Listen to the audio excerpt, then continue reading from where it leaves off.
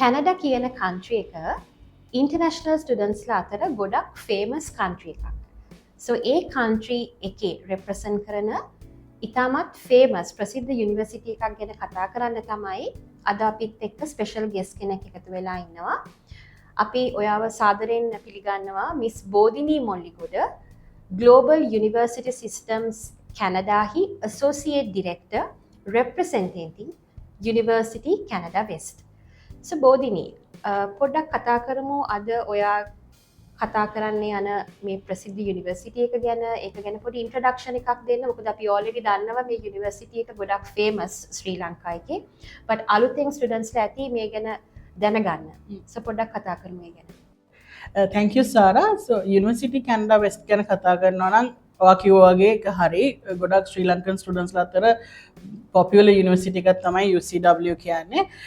UCW එක පොඩි හැඳින්වීමක් දුන්නොත් UCW කියන්නේ බ්‍රිටිෂ් කොලොම්බියා කියන ස්ටේට් එකේ වැන්කූවර් කියන සිටි එකේ ලොකේට් කරලා තියෙන යුනිවර්සිටි එකක්. ඊට අමතරව අපිට කැම්පසස් දෙකක් තියෙනවා. එකක් ඇවිල්ලා වෙස්ට් පැන්ඩ කැම්පස් එක, අනිත් එක UCW වැන්කූවර් හවුස් කැම්පස් එක. මේ දෙකම ලොකේට් කරලා තියෙන්නේ heart of downtown Vancouver. ඒ කියන්නේ හරියටම සිටි සෙන්ටර් එකේ. ඊට අමතරව අපි ඇවිල්ලා business and technology focus university එකක්. ඊට අමතරව අපේ programs, ඒ කියන්නේ undergraduate, postgraduate programs ගොඩක් career focus කරලා තමයි offer කරන්නේ. ඊට අමතරව අපි recently celebrate කරා අපේ 20th anniversary එක. Oh, that's great. 20th anniversary. ඉතින් ඒක ඇත්තටම ලොකු achievement එකක් යුනිවර්සිටි එකකට. and ඒක ඇවිල්ලා අපි ඇවිල්ලා ඇත්තටම very young university. හැබැයි young කියලා අපි එහෙම ගොඩක් දේවල් මේ වෙනකොට කරලා තියෙනවා with students. ඉතින් අපි ඇවිල්ලා leading business and technology university in Vancouver. ඉතින් ඒක ඇත්තටම ලොකු දෙයක් යුනිවර්සිටි එකකට ඒ වගේ achievement එකක් ගන්න එක. ඊට අමතරව අපි කතා කරොත් අපි ඇවිල්ලා අපිට තියෙනවා QS 5 star rating, especially key areas තියෙනවා ඒ වගේ rating system එකක් හම්බෙන්න.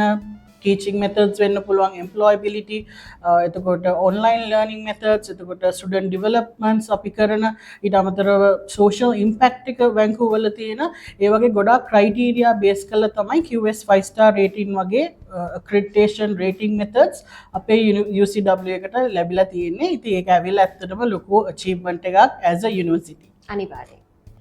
So බෝධිනී University Canada West එකේ තියෙන programs මොනවද? Special programs ගැන. දැන් programs ගැන කතා කරොත් අපි undergraduate, postgraduate දෙකෙන්ම programs අපිට තියෙනවා. undergraduate ගත්තොත් අපිට තියෙනවා Bachelor of Commerce and Bachelor of Arts in Business Communication and Associate of Arts program. මේ ඇවිල්ලා undergraduate category එකේ යන programs අවුරුදු 4ක් වෙනවා duration එක.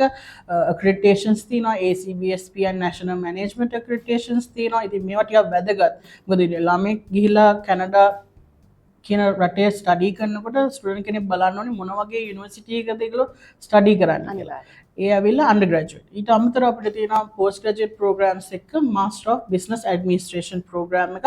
ඉතින් ඒක ඇවිල්ලා අවුරුදු 2යි and අපි අලුත් දේවල් program එකට එකතු කරලා තියෙනවා. අපි future කතා කරමු මොන වගේ දේවල්ද MBA එකේ අපේ තියෙන්නේ කියලා. ඔව් මාත් අහන්න හිටියේ දැන් MBA කියන program එක මම ඉස්සර තිබ්බේ MBA කියන program එක විතරයි. නමුත් මේ අවුරුද්දේ ඔයගොල්ලන් introduce කරලා තියෙනවා specializations කිහිපයක්. ඒක ගැන පොඩ්ඩක් කතා කරමු. ඇත්තටම මේ specialization ගොඩක්ම අපි introduce කරේ මොකද current rules and regulations in Canada ඒකත් එක්ක tally කරලා career focus කරලා මොකද අපි ගොඩක් මේකට surveys කරා, research කරා අපේ lecturers ලා academics ලා ඒ research අනුව තමයි මේ specializations අපි introduce කරේ. එතකොට MBA එක ඇවිල්ලා specializations තියෙනවා supply chain management වලින්, business analytics and AI කියන්නේ artificial intelligence මේ දවස්වල ගොඩක් in demand එක මාර වැඩි.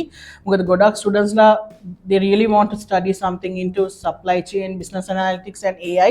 So business analytics ගත්තොත් අද කාලේ like හැම එකකටම data ඕනේ.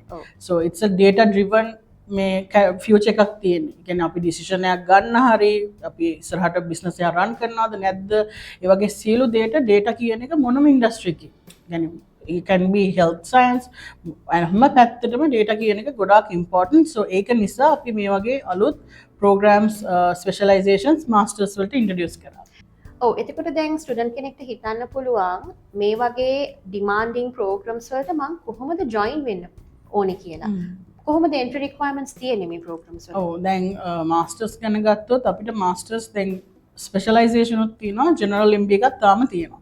ඒකට ස්ටුඩන්ට් කෙනෙක් ඉන්නවා නම් ඒගොල්ලන්ට ජෙනරල් MBA එකක් සිලෙක්ට් කරගන්න පුළුවන්. නැත්නම් ඒගොල්ලන්ට ස්පෙෂලයිසේෂන් වලටත් යන්න පුළුවන්.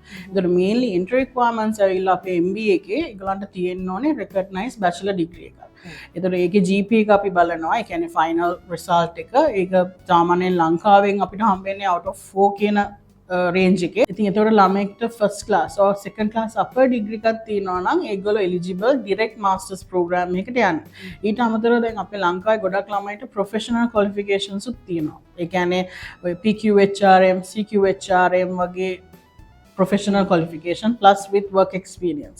And සමහර ළමයි ඉන්නවා CIMA fully qualified but bachelor එකක් නැහැ but CIMA fully qualified වෙලා තිනවා with work experience. ඒ වගේ ළමයිනුත් අපි consider කරනවා. ඇත්තටම UCW එක තමයි එහෙම first university එක ඒ වගේ professional qualifications උත් accept කරලා students ලා masters වලට ගන්න එක. හැබැයි ඒක case by case we need අපේ admission team එක analyze කරනවා. ඉතින් ඕනම ළමයෙක් ඒ වගේ background ඉන්න අයට උනත් master program එකකට යන්න පුළුවන් with specialization or the general MBA.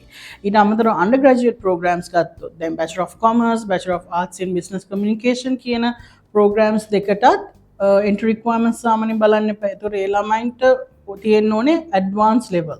ඒතකොට advanced level at least 3 C passes තියෙනවා නම් නැත්නම් ඒගොල්ලන්ට A levels නැතුව diploma වගේ program එකක් කරලා තියෙනවා නම් ඩිප්ලෝමා එක කම්ප්ලීට් කළා නම් ඒ ඩිප්ලෝමා එක ඉක්වලන්ට් නම් ඒ ලෙවල්ස් වලට ඒ වගේ ස්ටුඩන්ට්ස් වලට පුළුවන් බැචලර්ස් වලට ඇප්ලයි කරන්න. ඔව් අනිත් එක ස්ටුඩන්ට් කෙනෙක්ගේ තියෙන ලොකුම අනිත් ගැටලුව තමයි scholarships කියන එක. So they are very concerned about how much they could get waived off. Scholarships ගැන කතා කරොත් University Canada West එකේ මොනවද ස්ටුඩන්ට්ස් ලාට offer කරන scholarships? ඔව් ඉතින් ඒක ඇත්තටම ඇත්ත දෙයක්. ඒ කියන්නේ ගොඩාක් ළමයි ස්කෝලර්ෂිප්ස් තමයි සාමාන්‍ය මුලින්ම ආපු ගමන් අහන්න කැමති මිස් මොන වගේ ස්කෝලර්ෂිප්ස්ද අපිට හම්බෙන්නේ මොන මේ වගේ ඇකඩමික් බෑග්ග්‍රවුන්ඩ් එකක් තියෙනවා. සෝ ඒක හරියටම හරි. ඉතින් ඇත්තටම UCW ගොඩක් ස්ටුඩන්ට් සෙන්ට්‍රික්. ඒ කියන්නේ හරියටම ස්ටුඩන්ට්ස්ලා ගැන හිතලා තමයි තීරණ ගන්නෙ. රීසන්ට්ලි අපි MBA එකට ඉන්ට්‍රොඩියුස් කරා ස්කෝලර්ෂිප් එකක් Aspire Global Graduate Grant කියලා. ඒක $12,000 Canadian dollar worth scholarship එකක්.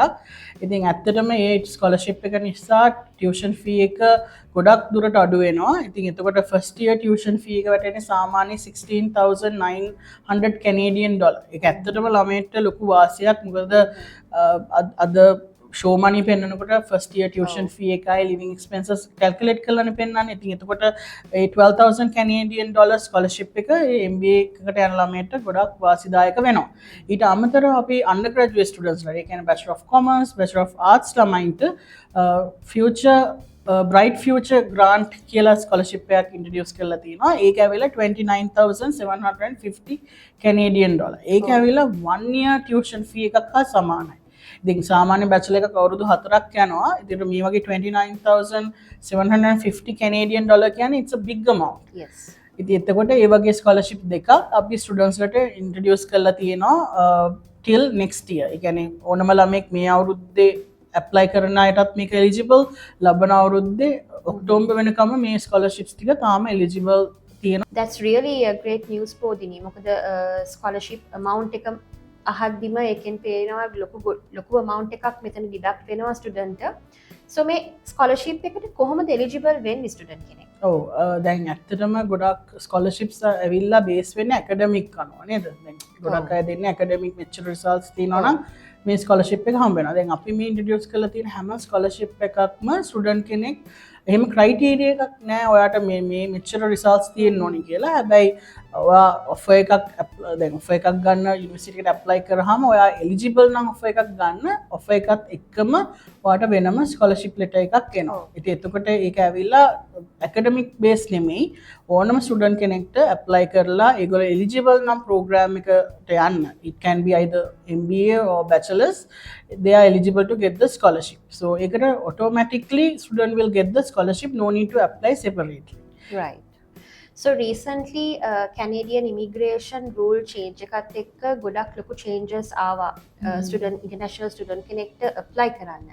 මෙතනදී university එකකින් ඒ students ලාට දෙන්න පුළුවන් මෙසේජ් එක මොකක්ද? මොකද මේ කැනේඩියන් ඉමිග්‍රේෂන් රූල්ස් නිසා ඒගොල්ලන්ට ගොඩක් මෙතන එෆෙක්ට් වෙනවා, ඒක එෆෙක්ට් වෙනවා ඒක ඇත්ත. but මොකක්ද තියෙන benefit එක even with the current programs that you all offer? like rules and regulations හැම කාලෙටම පොඩ්ඩක් එහා මෙහා වෙනවා, වෙනස් වෙනවා.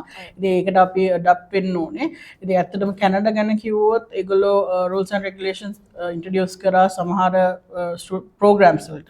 දැන් අපේ තියෙන්නේ කොඩම්ම undergraduate and postgraduate programs නේ. ඒතර masters program වලට යන ඕනම student කෙනෙක්ට they can take the spouse. එතන තාම restrictions මොකුත් නැහැ. ඒතකොට ඒගොල්ලන්ට spouse එක්ක උනත් ස්ටඩීස් වලට යන්න පුළුවන්.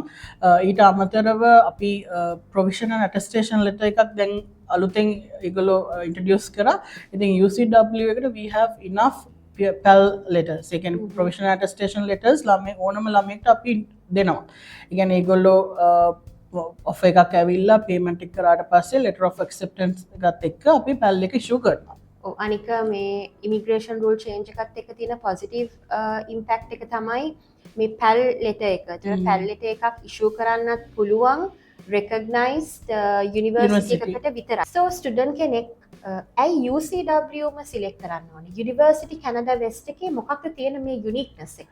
ඔව් ඇත්තටම UCW කිව්වහම අපිට තියෙනවා ඇත්තටම ඉන්ටේක්ස් 4ක්. ඒතකොට වැන්කූවර් වල ගොඩක් අනිත් යුනිවර්සිටිස් තියෙනවා but අපේ යුනි එකේ යුනික්නස් එක අපිට තියෙනවා ඉන්ටේක්ස් 4ක්. ඒතකොට ළමෙක්ට ඇත්තටම 2 months වලින් ඉඳන්ම ඉන්ටේක්ස් තියෙනවා. ඒ කියන්නේ ඒගොල්ලන්ට ඉන්න ඕනේ නැහැ අවුරුද්දක්, තව අවුරුදු මාස 6ක් විතර ඇප්ලයි කරන්න. ඒතකොට ඉන්ටේක්ස් 4 ගැන කතා කරොත් දැන් ඉස්සරහට තියෙන්නේ fall intake එක. ඊට පස්සේ අපිට තියෙනවා next year January intake එක, we are calling it as winter term, and then we have April intake and July. ඉතින් ඒ වගේ intakes 4ක් තියෙනවා. අනිත් එක තමයි mainly prime location එක. ඒ කියන්නේ location එක ගොඩක් important student කෙනෙක්ට study කරන්න යනවා නම් මොකද ඒගොල්ලෝ city center එකේ study කරනවා, at the same time they can do their part time job. ඒකේ ළමයාගේ lifestyle එකට easy while they are studying they can work. ඉතින් ඒක එක reason එකක්. ඊට අමතරව student කෙනෙක්ට පුළුවන් අපේ university එකේ තියෙන ඕනම program එක fast track කරන්න. ඒ කියන්නේ ඒගොල්ලන්ට පුළුවන් දැන් MBA එක 2 years වුණාට ඒගොල්ලන්ට 1.5 years වලින් 1 year වලින් complete කරන්න පුළුවන්.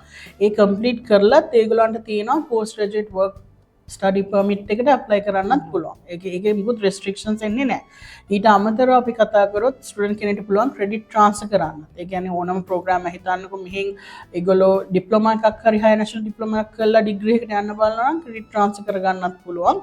ඊට අමතරව master එකකට ACCA එකා වගේ කරලා තියෙනවා නම් ඒ students ලවත් අපි consider කරනවා credit transfer කරන්න. ඉතින් ඒ වගේ තව ගොඩක් තියෙනවා. මම මේ කීපයක් කිව්වේ. ඉතින් ඒ වගේ uniqueness එකක් තියෙනවා UCW එකේ study කරන ඕනම ළමයෙක්. right. thank you very much Bodhini. අපිට ගොඩක් useful information අද share කරාට. so University Canada West එකේ තියෙන මේ bachelor's masters programs ගැන further තව විස්තර දැනගන්න පහත තියෙන අපේ අංකවලට කතා කරන්න සහ තව එක් පණිවිඩයක් කියන්න තියෙනවා. අපේ දැන් immediate batch එකක් පටන් ගන්නවා for the coming fall intake which will begin in September.